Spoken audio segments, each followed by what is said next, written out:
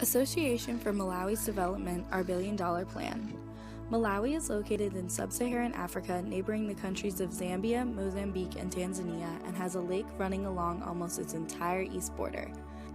The population is made of three main ethnic groups, Chua, Lomwe, and Yao.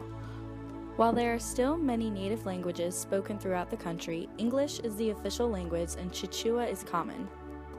The population growth rate is second highest in the world at 3.32%, and life expectancy from birth is only about 60 years. Our association hopes to improve the standard of living by focusing on the issues of economic hardship, gender disparities in education, and maternal health care.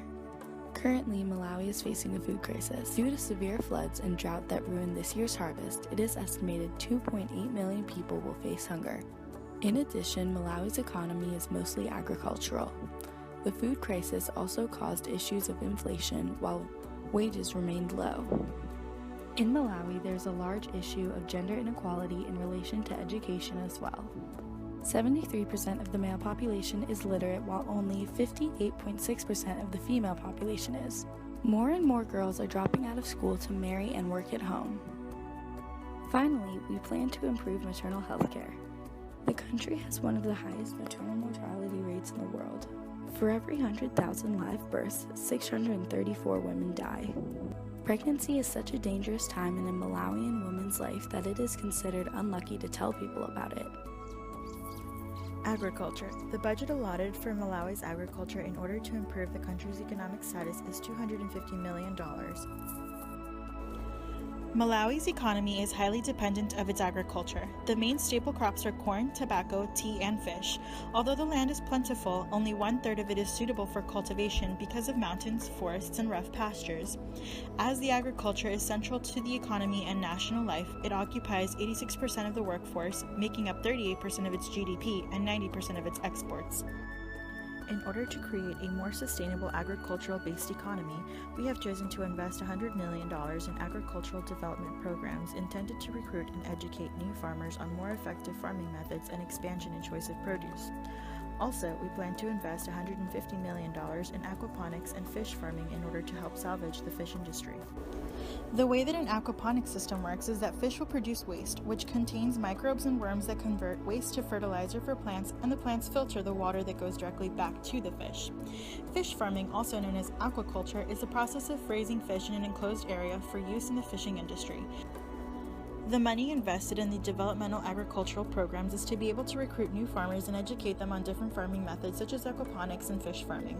Also, these programs will teach farmers how to properly cultivate fresh soil through composting. Composting is nature's way of recycling. Composting biodegrades organic waste such as food waste, manure, leaves, grass trimmings, paper, wood, feathers, crop residue, and it turns it into a valuable organic fertilizer. Poverty and long commutes, often alone on foot, prevent many children from attending classes in Malawi. And even where schooling is available, there is a severe shortage of eligible teachers and resources, such as learning materials, sufficient sanitation, and shelter. Gender issues also contribute to the education crisis in Malawi. Cultural norms put girls at a disadvantage in achieving the most basic level of education. Many girls end up leaving school due to pregnancy or early marriage. Our goal is to support equal access to schooling for all children regardless of gender.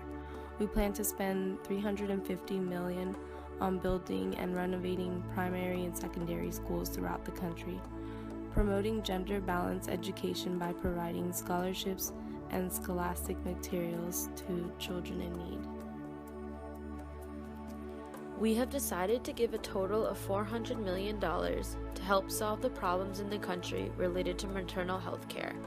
However, our solution will require a few steps. In the first step, we will work with the government of Malawi to establish maternal waiting homes. These are places where women can go and stay before their due date so that when they go into labor, they are near a place that is equipped to handle their delivery like a hospital. Since many of the problems related to high maternal deaths are due to the fact that many women live so far away from medical centers and don't have access to trained professionals, these centers will help provide women access to doctors to ensure that their delivery goes well.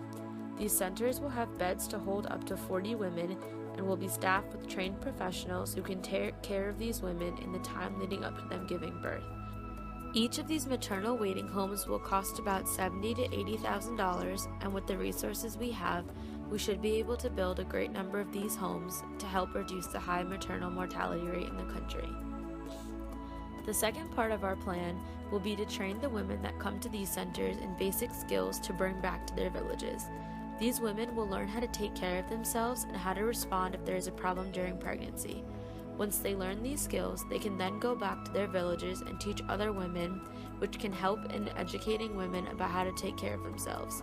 Educating women about the risks of at-home births and teaching them about ways to prevent problems during pregnancy is a low-cost way to help lower the maternal mortality rate.